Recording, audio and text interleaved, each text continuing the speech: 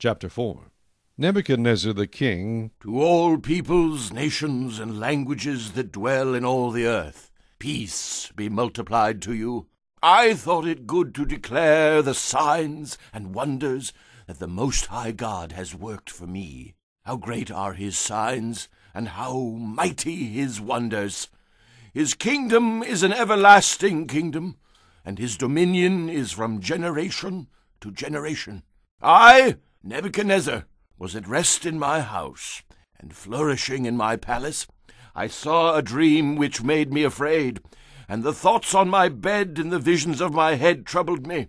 Therefore I issued a decree to bring in all the wise men of Babylon before me, that they might make known to me the interpretation of the dream. Then the magicians, the astrologers, the Chaldeans, and the soothsayers came in, and I told them the dream. But they did not make known to me its interpretation. But at last Daniel came before me. His name is Belteshazzar, according to the name of my God. In him is the spirit of the holy God.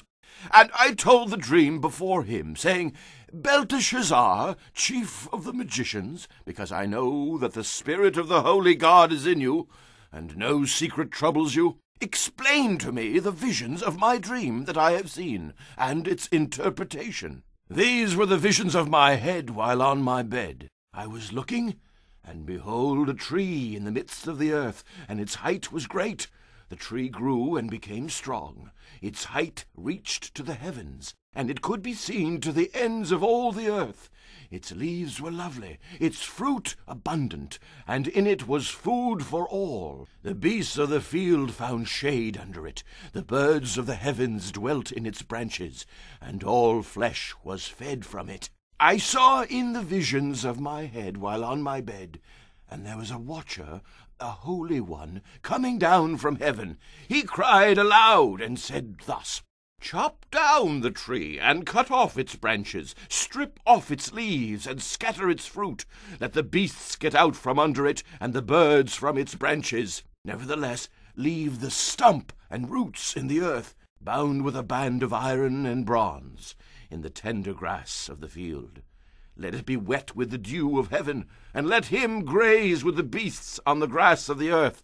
Let his heart be changed from that of a man, let him be given the heart of a beast, and let 7 times pass over him. This decision is by the decree of the watchers, and the sentence by the word of the holy ones, in order that the living may know that the Most High rules in the kingdom of men, gives it to whomever he will, and sets over it the lowest of men. This dream I, King Nebuchadnezzar, have seen. Now you, Belteshazzar, declare its interpretation, since all the wise men of my kingdom are not able to make known to me the interpretation. But you are able, for the spirit of the holy God is in you. Then Daniel, whose name was Belteshazzar, was astonished for a time, and his thoughts troubled him.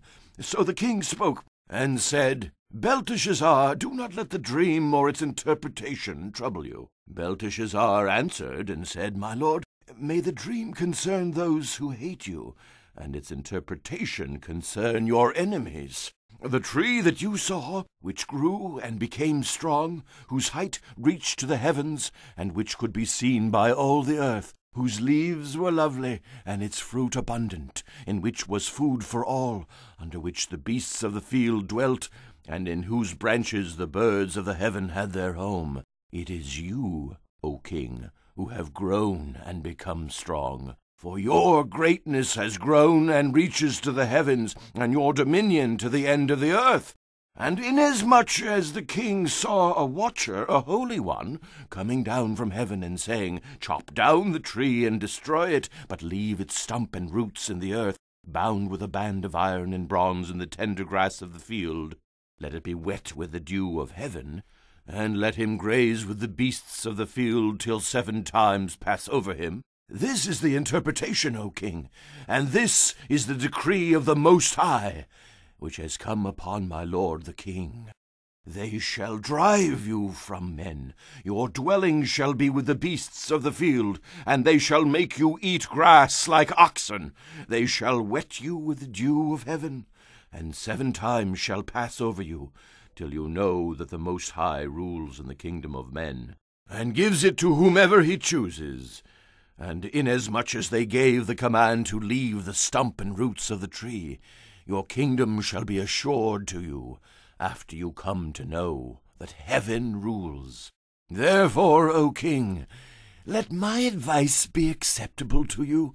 Break off your sins by being righteous, and your iniquities by showing mercy to the poor. Perhaps there may be a lengthening of your prosperity. All this came upon King Nebuchadnezzar. At the end of the 12 months he was walking about the royal palace of Babylon.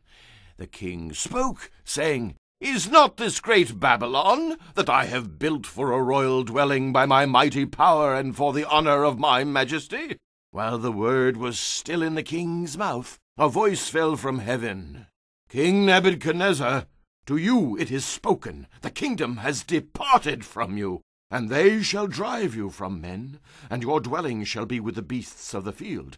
They shall make you eat grass like oxen, and 7 times shall pass over you, until you know that the Most High rules in the kingdom of men, and gives it to whomever he chooses." That very hour the word was fulfilled concerning Nebuchadnezzar. He was driven from men and ate grass like oxen. His body was wet with the dew of heaven, till his hair had grown like eagle's feathers, and his nails like birds' claws. And at the end of the time, I, Nebuchadnezzar, lifted my eyes to heaven, and my understanding returned to me, and I blessed the Most High, and praised and honored him who lives forever. For his dominion is an everlasting dominion, and his kingdom is from generation to generation. All the inhabitants of the earth are reputed as nothing. He does according to his will in the army of heaven, and among the inhabitants of the earth no one can restrain his hand or say to him, "What have you done?" At the same time my reason returned to me, and for the glory of my kingdom, my honor and splendor returned to me. My counselors and nobles resorted to me. I was restored to my kingdom, and excellent majesty was added to me. Now I, Nebuchadnezzar, praise and extol and honor the King of heaven, all of whose works are truth, and his ways justice, and those who walk in pride he is able to put down.